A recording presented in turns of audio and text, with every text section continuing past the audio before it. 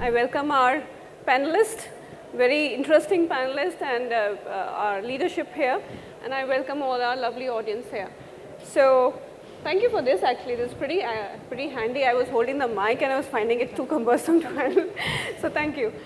All right. So it's a topic which is very close to my heart, which is mentoring. Now, each one of us at some point or other in our life, we had a mentor, whether it's through our parent or teachers or industry person or somebody has mentored us. And I think everybody here on the panel has been fortunate to get a good mentor, and that has really shaped to what we are today. We're going to explore this because traditionally the mentoring was somebody's passing on the experience, the knowledge, the creativity, their insights about their life, they're passing on to the next generation. So that is changing very fast now. With AI, everything is, as she rightly said, it's algorithm based. Everything is data driven, prompt driven. To the extent that I've seen new generation, even for the counseling, they're going to AI. So they input something and they want to have an answer. Things like, I'm not feeling happy today, what should I do? You know? So in the era today where everything is changing so fast, how do we get the best out of two? How do we remain as a mentors, we retain the essence of the mentoring while using the best of the technology? So that's our topic today, which we're going to explore. We'll talk about leadership, we'll talk about creativity, technology, and how we're going to shape the culture of tomorrow. So I'm very happy to have all of you here. We have Payal, who's a leadership coach, and she's an author, international, world-renowned author, I would say. She's written 4 books, 5th book is in the pipeline, and which is one of the New York bestseller, right? Yes. So I'm really, really happy to have you. And then we have Rajal, who is running her own company, Texeria. So she's been running a successful company on her own. Wonderful to have you. And then we have Nirmala. Wow. So Nirmala is, she's an engineer. So from engineering, from technology, she has moved to a leadership position. She has done her own startup. So she has worn a variety of different hats and done everything very well. So welcome everyone. All right. So, you know, we'll start exploring this. So traditionally, as I said, mentoring was all about human to human, people to people. It was about you looking up to somebody who had led an experienced life and you gaining as much as you can from that. Now, in your understanding, in your experience of coaching, you've coached people from different variety of professions all across the leadership team. So what has been your experience? What is the mechanism of learning through mentoring, human mentoring?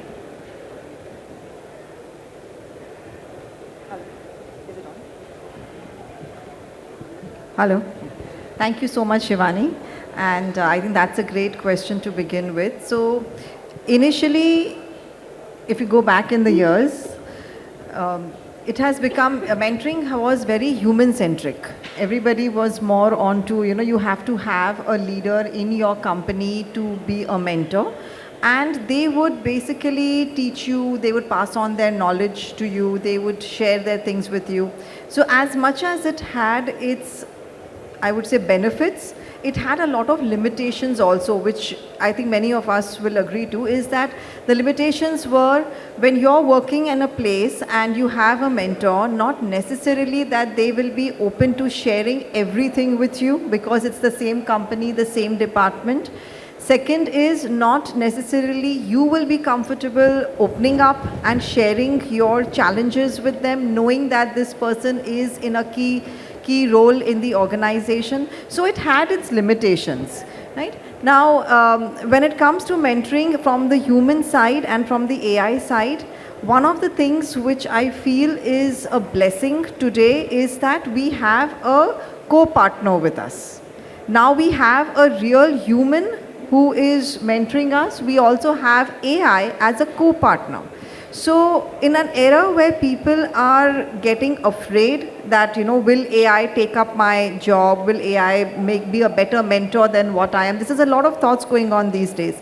I think we need to come up with the question, rather than asking, will AI replace me? I think we humans have to remind ourselves that we are irreplaceable and what makes us irreplaceable. So that's how I would start off with AI and the human-centric part of the mentorship. Great. So we know that it's changing very fast and rapidly, but there is still a lot of people still trust the traditional method of mentoring because it brings that human intelligence, Absolutely. which machine is yet to replicate. Absolutely, because after all, it is artificial intelligence, which is artificial. Absolutely. All right, so going to Rajal. So Rajal, you have been managing a technology company, you're working on AI and towards OTT, especially in the media industry, you have done a lot of work. So nowadays, everybody moves towards ChatGPT or Perplexity or YouTube or any kind of AI-driven tools to gain information about it. So as far as it's information and knowledge, it's okay. But what do you think, these techs, are they really helping out? Are they really at a stage where they can mentor new generation, or is it not there right now? But I see that a lot of people are redirecting to that direction. Yeah, am I doing? Yeah. Yep. So, hello everyone. So, this question is very important actually, because today people can learn all the technologies and skill within through ChatGPT and Perplexity, as you said. It is very easy to gain the knowledge, but the knowledge itself, the technical skill, will not help you to grow. It needs the human intelligence, as we are talking. So human intelligence will have the authenticity that is very much required. You cannot, so and here is where the concept of human in the loop comes in the picture. So when we just talk about the new generations, so they are asking questions, GPT and other AI platforms are giving the answers. But those answers are not humanized. They cannot get the guidance. They cannot get the human touch over there. So is the mentor where it comes into the picture. The mentor actually guides you why you are doing this. How you can do can be done from the AI, but why you need to do it, that will come from the mentor only. So I believe that for the young generation especially, they need a mentor, and the AI can coexist, but in the form of co-mentor. But we cannot just say that human intelligence cannot be suppressed through AI. It's very interesting, but we all from the generation we have come in, we believe in human mentoring because that is how we were mentored. But if you think about the newer generation, I've even heard real stories where people are trying to find a boyfriend, an AI-driven boyfriend. Yeah. So that's the level we are reaching to. That the real boyfriend is not working for them because they don't have the right answers, right? So the next generation wants something which is perfect, and the perfect is only through machines. So machines are really evolving, and they're trying to be as close as humans are. So in your experience, and I'll come to you, Nirmala, that you have been you've been in big companies like Vodafone and I'm forgetting the other name. You can help me with that. But we studied British Broadcasting and Nokia as well. Yeah, so you have really navigated yourself in a bigger companies, bigger corporates. You had your own startup in the academia area. Then you're back to OVO right now, which is again a corporate organization. Now, when you were doing all this, when you were going from one challenge to another challenge, and you were navigating all through this, was there somebody who was helping you out in this, or was it on your own you felt that yes, I'm ready for the challenge, I can take the risk and I can go on? No, absolutely. I think a lot of mentors have played their part for me to be here sitting today and giving this talk. You know, to give one great example, I still remember my first interview as an interviewer. I was frozen. I could not ask question to a 10-year-old junior whether he's fit for a job or not, because I had a freeze. But then my then mentor took the charge. He navigated the interview, he finished it. He then came back to me and then he told, what are the things I should be taking care of, and how I should face. It was one audience there. But whatever he taught me on that day still holds true, and in this last 15 years, it has helped me to come and sit here in this panel. So that itself proves, mentorship plays a lot of role in, how we do. And it's also true that whatever we tell to our mentees today will have its effect for a longer period. So that way, mentorship has helped a lot. Coming to my very recent example, my current mentor is the co-founder of my company as well, and he was always there. He used to guide me to the meetings when we used to go. He used to say, this is how you should present. And post meetings, he used to come back and give me feedback of, you should have done this better. This is the personality of that person. This is how you should present them. This is how you should do the data-driven things. So that way, mentorship has shaped me what I am today. And to add, I think in the end, family, your spouse, your mother, they are the biggest mentors from whom we learn from the beginning. My mom has always taught me, no matter what, I'm behind you. If you want to fall, fall. Right? And my husband has pushed me to the limits, right? He put me in that, okay, I don't know finance, okay, go finance. Because of the trust all the mentors have put into me, this is what I am because of all of them. So, yes. Definitely we need mentors, and they help a lot in shaping us and in shaping our future. So just a related question to you. You started a startup in academia. So what does it take to take that risk and have that appetite to say, I am leaving my secure corporate job and I'm willing to take a 1/3 or 1/4 of pay cut, but I want to start something on my own because I believe in this, right? So what kind of a mentoring is required to have that kind of a courage and risk-taking ability along with finances and other support to do that? Is it something different from what? Yeah. Starting a secure job where end of the month you are going to get pay, to coming out of it where you don't know for a very long term, you don't know, right? There is no pay coming, and then you don't know when the pay will come.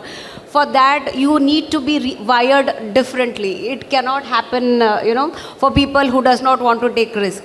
And for me, coming out of that was really challenging, but having a secure pot of money to make sure that the family runs, the kids' tuition fees is paid off, that was the only, starting point. Everything else, we were prepared to go back to our in-laws and, stay there with free for them and use their money to fill our tummy in order to focus on the startup. So you need to, have that kind of, mindset.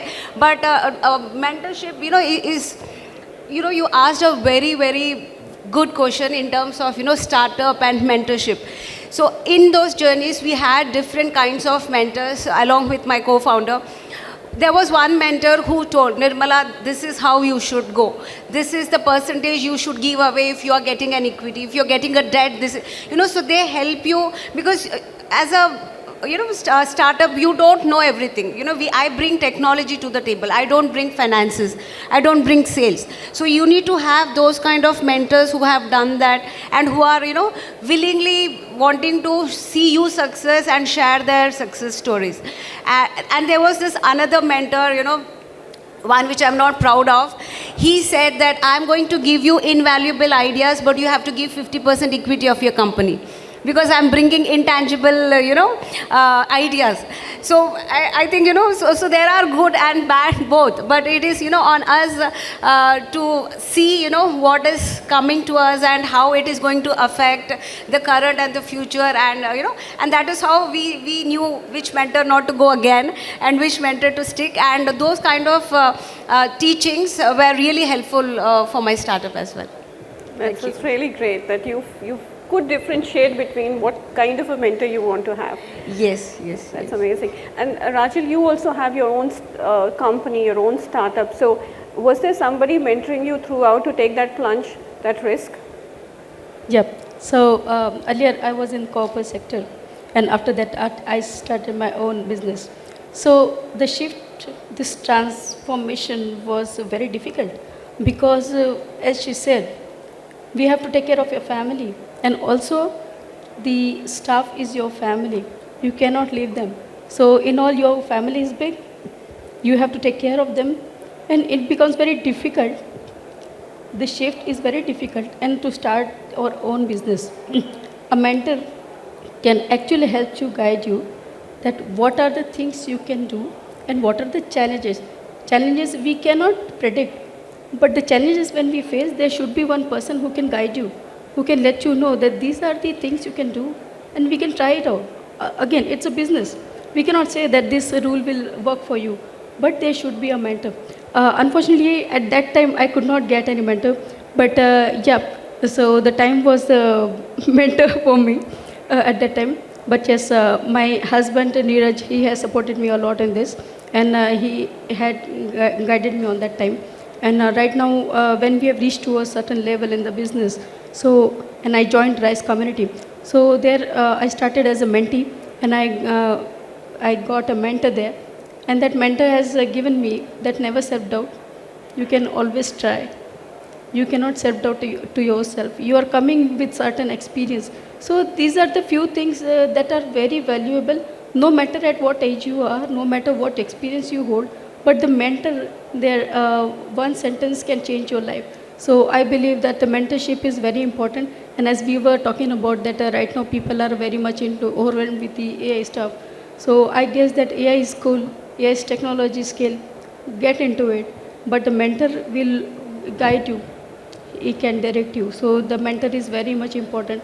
So as she said, mentor, you can also choose your mentor, and that is very much important. So you can take the advice, but you have to decide by yourself that is the mentor reachable? Am I able to ask them? If it's a foolish question, but they should be in the friendly nature. You should be asking each and everything to them. So I believe that to choose a mentor, to have a mentor, very important things in your life. All right, that's interesting. So, Payal has been an author and a very well-renowned author. She has, as I mentioned, she has published 4 books already, New York best-selling books. So you are writing a new book right now which talks about AI and the impact of AI on humans. So can you talk a little bit more about that? Like, what is the theme behind, and how do you think the AI is going to impact all the things which we have experienced and the benefit we have gained from a human mentoring? Sure. So, in fact, one of the chapters in the book is about how we, in the age of AI, have to learn one of the most imperative skill, which is self-mastery. And that is the only thing which AI cannot replicate, at least not of now. And the more you add in your self-mastery, which means how are you as a leader using your calmness? How are you working on your emotions? How are you managing them? How are you understanding people? See, it's very easy to go on an AI and just give the prompt. This is what I want. In fact, you must have heard about the case that happened, I think it was in Dallas or something, where a young boy suicided because of the prompts that he was giving to AI. And AI did not have those feelings that, who is this human being who is asking me these questions? It just gave the answers, your mind is the same. So it just gave him the answers, and the last answer it gave was directing it to suicide. So AI is a good extension for us, like an extension of our part. But if you want that you succeed in a generation of AI, you have to have self-mastery. Your gut, your intuition, how much are you working on that? How much are you working on your emotions? How much are you working on understanding people? If you're a mentor, if you're a leader, are you working on... So you have to bring that shift, that entire shift from teaching to awakening the person, to transforming the person. And that transformation begins in the age of AI with yourself. And I cannot underline this enough. In these 21 years, I have seen that the more transformation I am bringing in people, it is becoming more imperative these days in an age where you're totally becoming dependent on AI. So that is the only way to come out of it and to ensure that you are always ahead of AI. And the only way is self-mastery, transforming yourself, working on yourself, which AI cannot replicate. That's very well put in. I would say that self-mastery is something, and I feel this is required, but it's a journey. It is something which we want to obtain, but it is a process, ongoing process. Yes. But at least whosoever is on this journey is bound to reach to a point where they know their emotions, they know their strength, they know their weaknesses, and they can make best use of it. Absolutely. Dependency on AI, the AI can be used as a tool, but it should not be a dependency there that I don't want to talk to a human, because human will question me or will doubt me or will judge me. I'll go to an AI because AI will just answer the things I want to hear, right? True. So that is only possible when you do not have a self-doubt. Correct. So and those are the things which AI cannot help you with. You have to keep prompting it all the time, right? Yeah, and it's very well said, because I think that's where we need to bring our focus to. All these are tools, but what is required is bringing that strength within, understanding what you're good at, trying to master it, and making sure that just having a belief that you are good at what you do. So just go for the next. So you have small kids, right, Nirmala? Yeah, I have two boys. So wanted to understand that this new generation, which is like generation alpha, generation beta, and whatever you call it, generation AI. So this new generation, they are cutting off from the society and they are all consuming the technology. For everything they go to technology because they think technology can give them every answer. True, technology can do their homework, technology can, support them as a friend or tell them which movie to watch. To a certain extent it makes sense. Yep. It is good as a recommendation tool, as algorithm tool. It is good because it just saves so much of hassle. It will tell you top 10 movies to watch and things like that. But in your experience, how do you manage between your work and the growing up kids which are so much heavily dependent on tech, telling them that tech is good, but there is you need to create something. You're consuming so much. Today we are just consuming. We are on the scroll, we are on the internet. So how do we keep the creativity alive, right, of the new generation, the innovation alive, the thinking process alive, and also make sure that things are managed ethically? So there's a promise which AI brings, but there's a danger also which it brings along with. True. So how do you explain or manage that with this new generation which is completely tech driven? Yeah. See, unfortunately, because of the COVID and the time given at home, unwantedly or wantedly, those kids, a big generation of kids were pushed into, by our own hands, that, keep yourself busy because, we are doing work, or, you can't go to school, so you have to watch, and, even the school was on our laptop, right? So there was no getting away. So now, telling our kids that, or restricting them that don't use ChatGPT, don't use tech, it is like, hiding them for some time. But in reality, they have to face it. So the sooner we do at home in a safer way, the better it is for them. And the way I do it at my home is I give them all the gadgets, but I tell them that these are for you to understand and get help. And every information is not true from there. And when they are using the ChatGPT, it is to get ideas. The creativity has to be from them. And they cannot just say okay to whatever comes out. I then tell them that, okay, is that exactly what you were looking for? Do you want to give more options? Do you want to add what is missing from your thought? And then, tell them that repetitively use the agent to get what you were really thinking and, come out. It can be a small project or it can be an essay, but as telling them, not to just submit and be enslaved, but be a master, use it, and then, enhance it. So that I feel, is the way going forward. And at our place, there is that, after 9, no gadgets. So, so we have to see, because we can say anything. Sitting here, I can say, I am very well disciplined, I don't watch, but I'll be lying, right? Even I do binge watching. I sometimes, scroll and it becomes 1 in the night. I don't even know that, I was awake. So if we, with so much of, maturity, experience, if we can't stop ourselves, there is no way that, we expect those kids to stop by themselves. So we have to, sometimes have that discipline and restrict them and make it as a habit, so that they can also continue coexisting and using it for their advantage, rather than they becoming enslaved for it.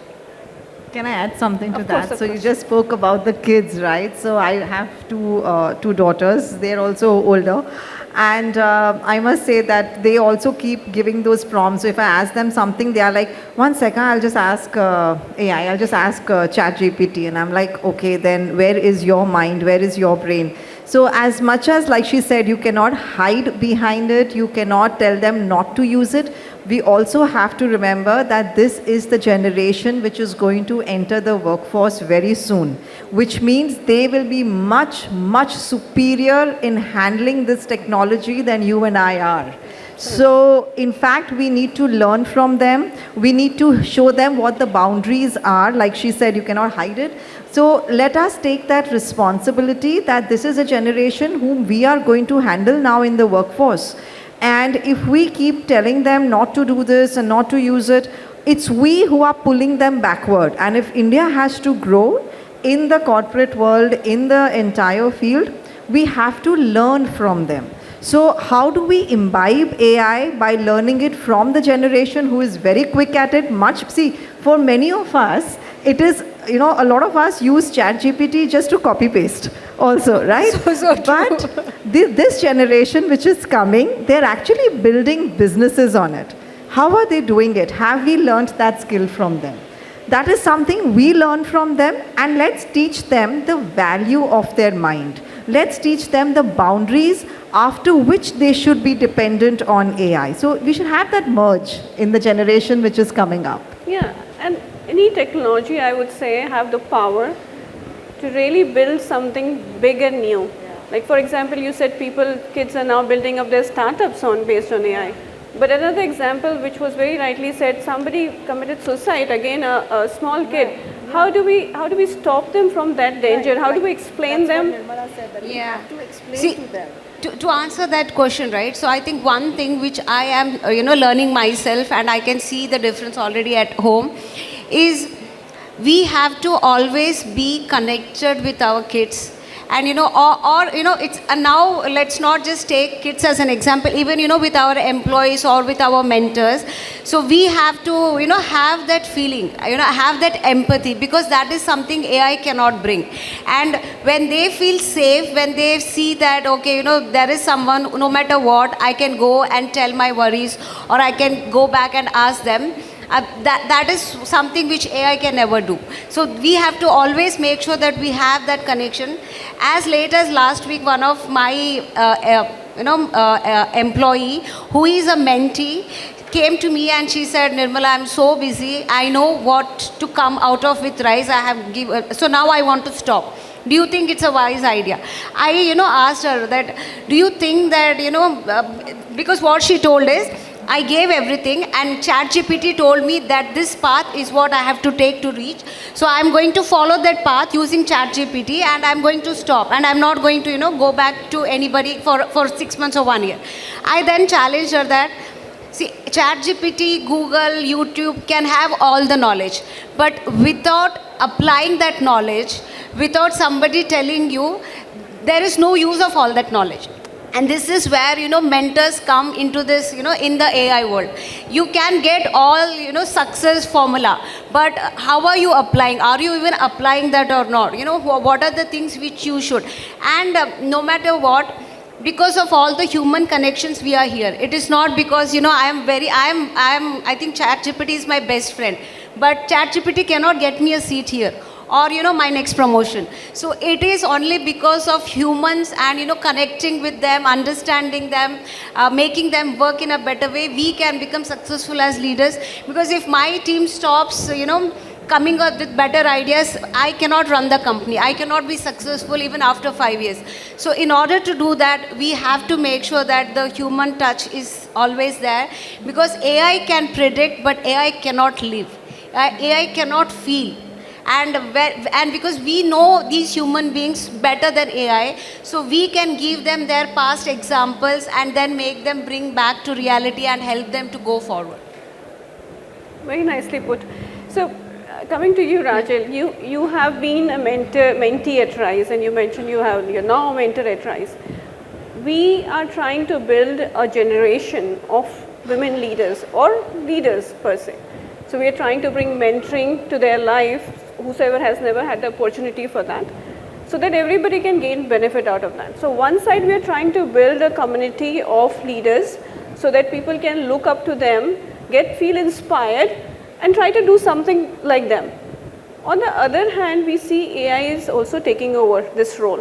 A lot of people are now relying on coaching and guidance from AI. So what do you think that, how does it change how does it impact the things we are trying to change?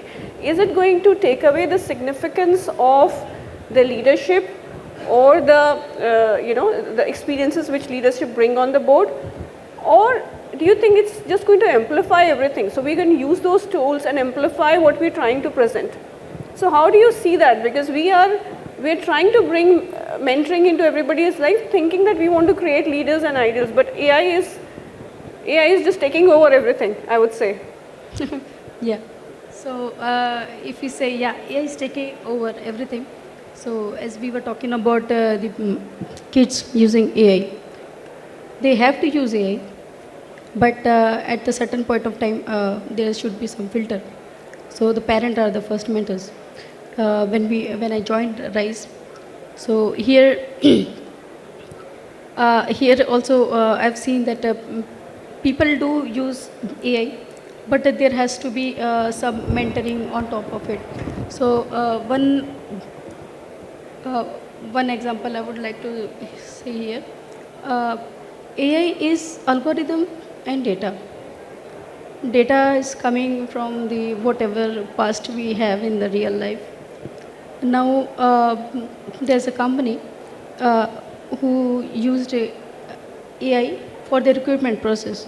So what this AI was doing, it will take up all the interview resumes, it will segregate them, and it will schedule the interview as well.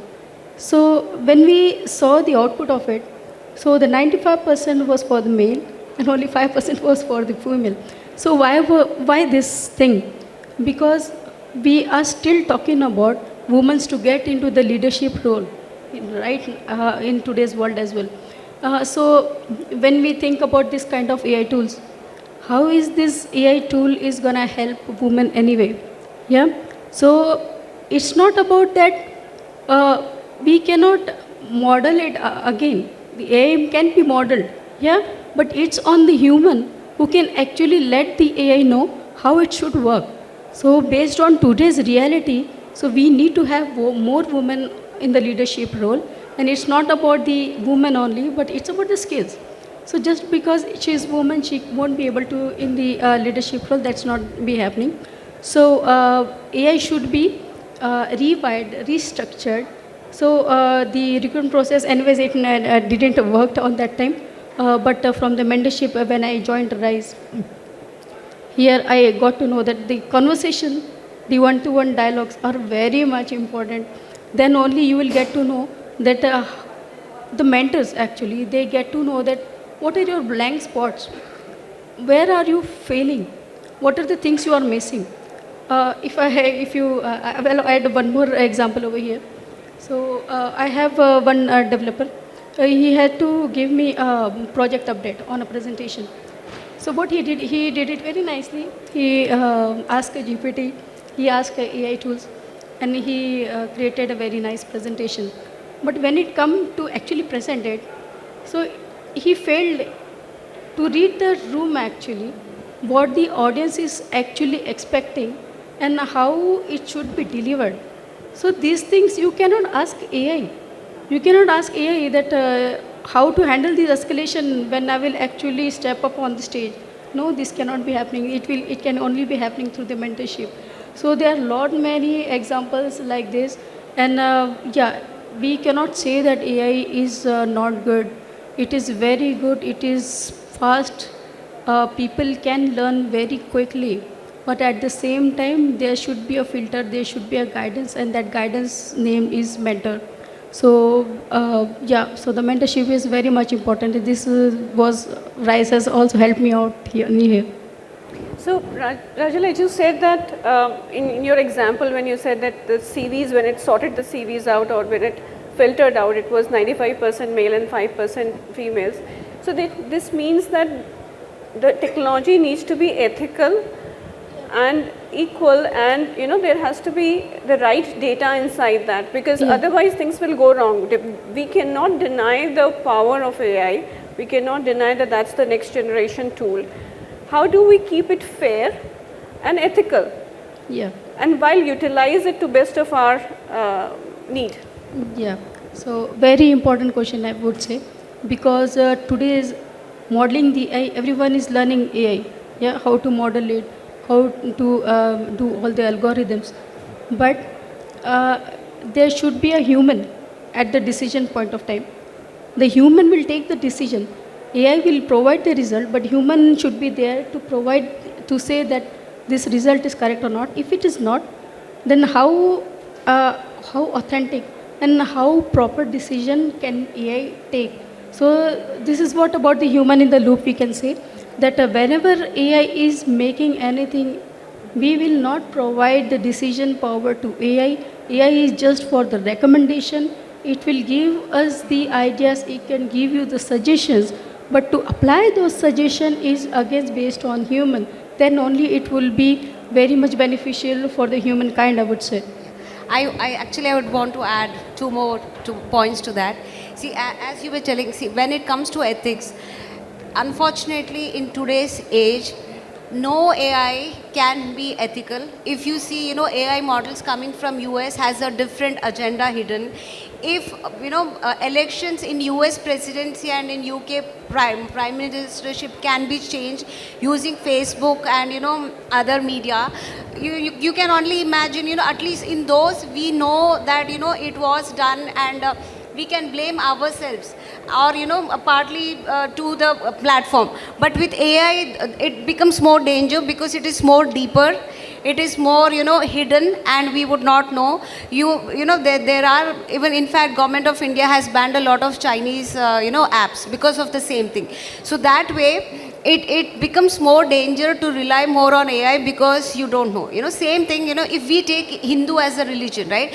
We have 4 basic Vedas, but we have thousands of branches coming out of it because of, secondary books, because of, other people prediction or what they translate, what they have understood. So the same thing is with AI also. So that is why I think we should always inculcate this within ourselves and to our next generation mentors, children, that do not believe everything which comes out, right? They are always secondary source of information. We need to understand what is the primary source of information, and more importantly, me as a human being, as an individual, do I follow this philosophy or not? Do I support that data or not?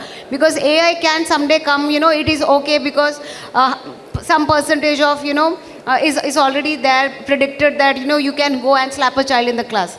So, I can give more vague examples, but that is how it will be. So they are all data, they are all predictions. So we have to teach ourselves that we should always have that feelings, human touch, and understand where the data is coming from as well.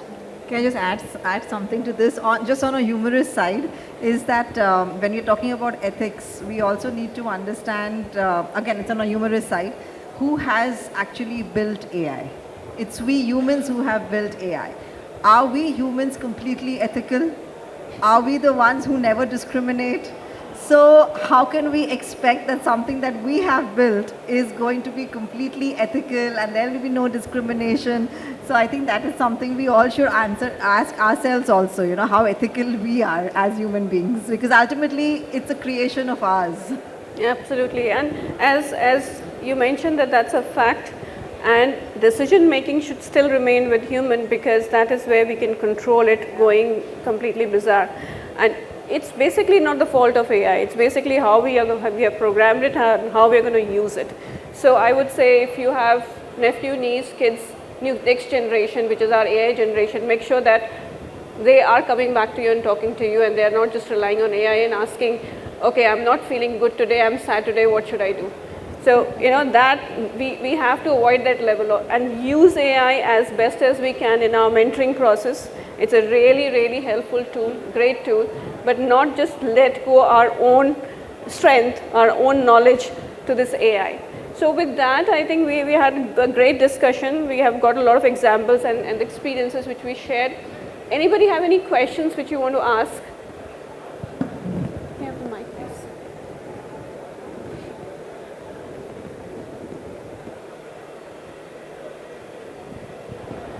So actually I had a question that I can't ask AI, so I'll ask you all instead.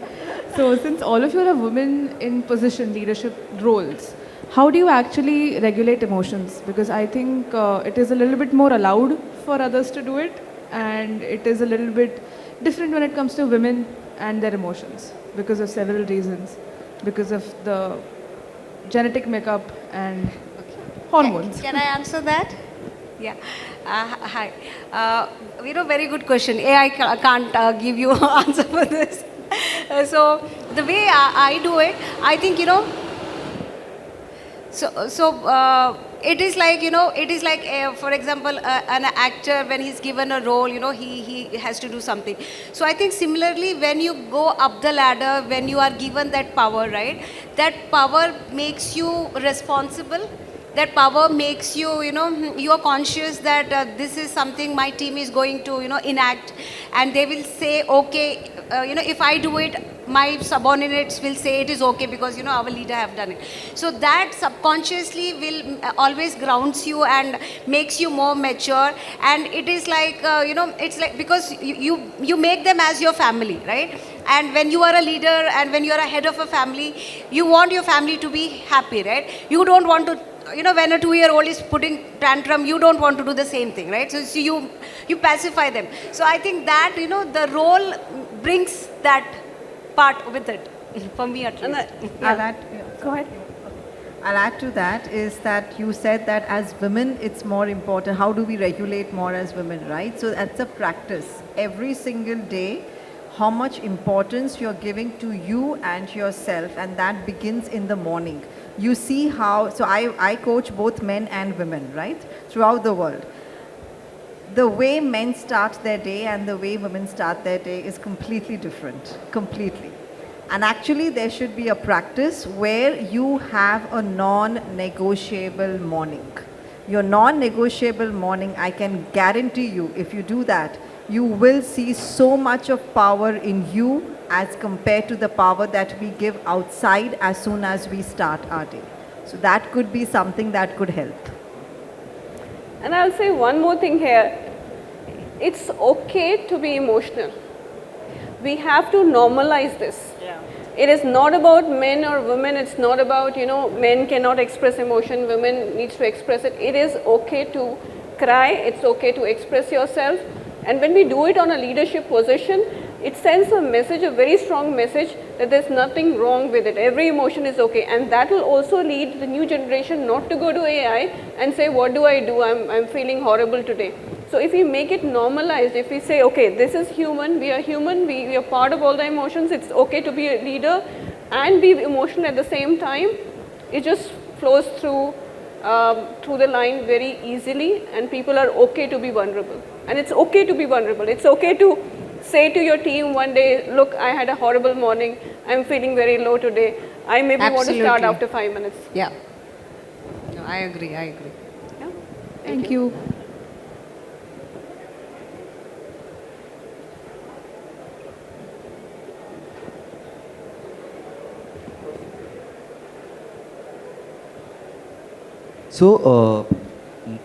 पहली बात मुझे ये बोलना था actually कि मुझे नहीं लगता कि एआई को एथिकल नॉन एथिकल होने की ज़रूरत है.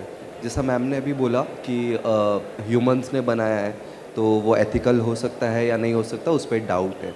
तो मुझे नहीं लगता कि हर जगह पे एआई को एथिकल नॉन एथिकल उसको सिर्फ करेक्ट होना ज़रूरी है, राइट। जो भी आउटपुट दे रहा है, आउटकम दे रहा है, वो उसका करेक्ट होना ज़रूरी है। दूसरी जगह पे मैम ने जैसा बोला कि जहाँ पे हम एज अ रिज्यूमे को एक्सेप्ट करते हैं, एआई रिज्यूमे एक्सेप्ट करता है, राइट, कोई भी बड़ी कंपनीज़ के लिए, तो मुझे नहीं लगता कि वहाँ पे ह्यूमन टच होना। अगर मैं किसी पर्टिकुलर कंपनी में एचआर हूँ, मेरे पास में आ रहे रिज्यूमेज आ रहे हैं, तो कहीं ना कहीं मैं वो रिज्यूमे को डिटेक्ट करके उसमें जो जिनका रिज्यूमे आया है उनसे नोन हूँ अननोन हूँ, तो वहाँ पे मैं कहीं बायस्ड और ये सारी चीज़ें ले सकता हूँ, राइट। बट जब एआई की बात आती है ये प्रोसेस के अंदर, तो मुझे लगता है कि कंपनीज ऑलरेडी उनको वो जो जॉब रोल के लिए वो इंटरव्यू कंडक्ट करें, वो ऑलरेडी अपना आउटकम डालते हैं, आउटपुट डालते हैं कि उनको चाहिए कैसा, वो बेसिस पे मैम डिवाइड होते हैं, राइट। कि वो एआई सिलेक्ट करता है कि उनको वुमेंस को सिलेक्ट करना है या फिर मेल्स को सिलेक्ट करना है, या उन लोगों को सिलेक्ट करना है जो इतने एडुकेटेड और उसके लिए केपेबल हो, राइट। अगर मैं इसका दूसरा एग्जांपल अगर आपको दूँ, मैं बहुत सारी कंपनीज को ऐसे जाता हूँ जो कॉल सेंटर रन करते हैं, उनकी मेजोरिटी आस्क रहती है कि उनके पास में जॉब प्रोफाइल जो रहता है वो वुमेंस के लिए रहता है, राइट। तो ऑलरेडी वो लोग ये सारी चीज़ें मेंशन करते हैं।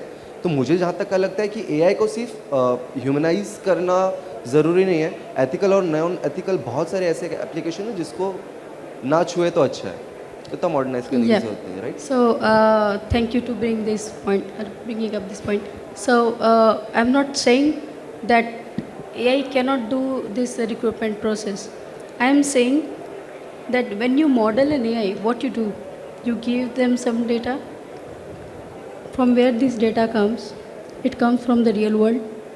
This real world data, till now, as we still have these things like communities for women. Women government is also taking up a few things for women. Now tell me that when we are still saying women to wake up, to stand, to go for the leadership role, you have the skills, go. Yeah. So now if I am still, my model, AI model is still based on the old data, how is that model is going to give you proper answer? Yeah. So to give the answer to this question as well, so what we need to do is we need to remodel that AI with the current situation, with the current resumes that they get. Yeah. So as you said that few of the companies, they are saying that 50% of the staff should be women. In that case, you model it like that. Yeah, you model your AI like that. There are few industries wherein we need women a lot, where we need only men a lot. That is totally okay.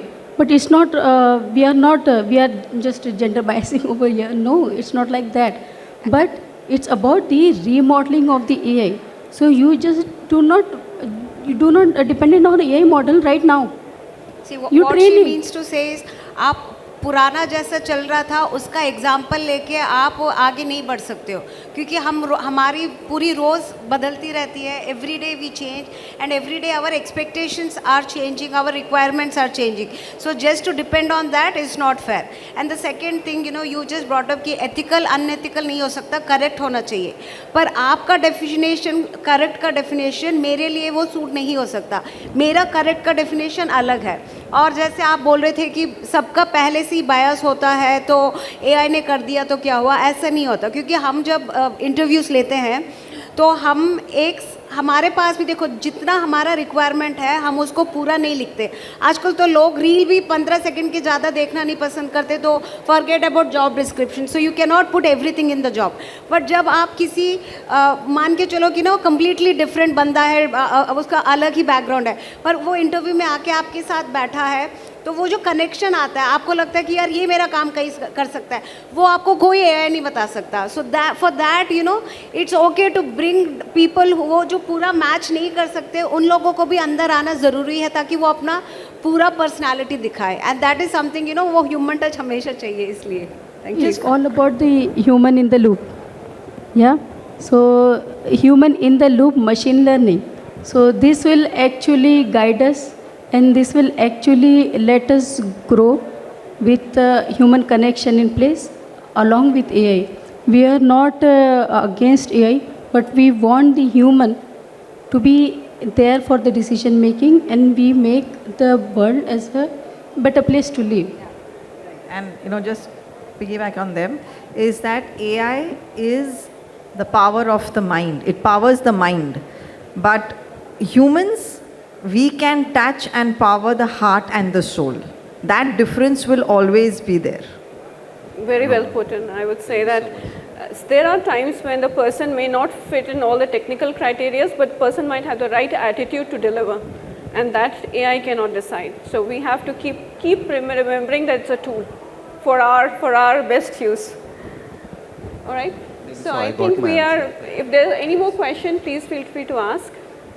Just real quick, Payal, you mentioned about non-negotiable mornings. If you could just explain so that we have a takeaway with us. Sure, absolutely. So a non-negotiable morning is something which I had written in my third book, I think, Win the Leadership Game, where I had, this had started with the CEOs, where they were very busy, all the time traveling, and they was always under stress.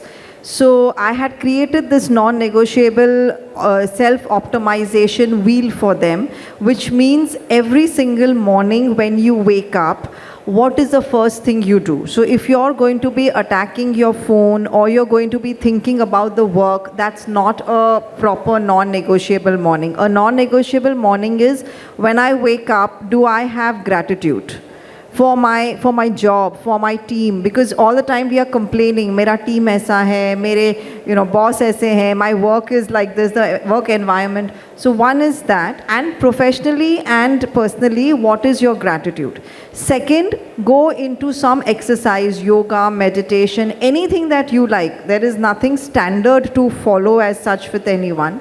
Third, can you write down what is your one win for today? How will you know that you have seized the day, that you did your performance, rather than waiting for someone to tell you, this is a great performance?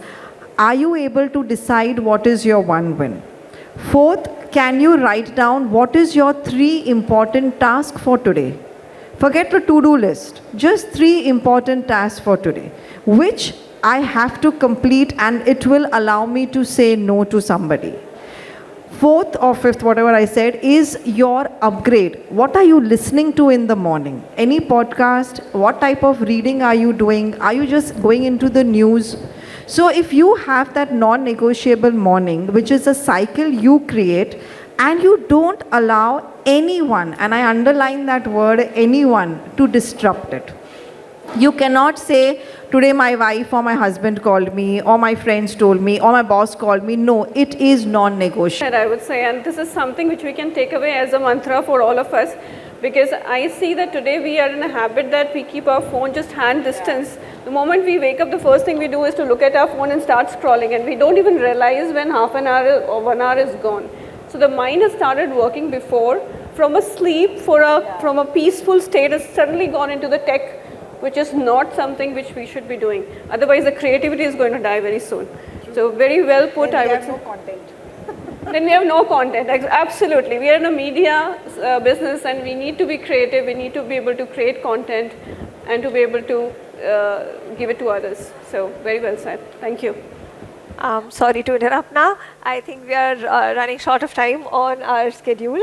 So thank you, Shivani. You've asked us such great questions. Thank you, and a big thank you to the audience and Viru and everybody who has organized this. Thank you. And the great panelists with whom I was. We've brewed some really interesting conversations on stage today. A wonderfully woman-led session we've had on mentorship in the age of machines. Interesting to see how we've addressed some vital modern age dilemmas. We do understand how irreplaceable the human touch is. To an extent, AI could be the enabler, but not to replace the human touch. We've definitely learned that. A boon or a bane, the only time will tell. Thank you so much for being with us today, ladies. May I please request Viru sir to come over and hand over the token of gratitude.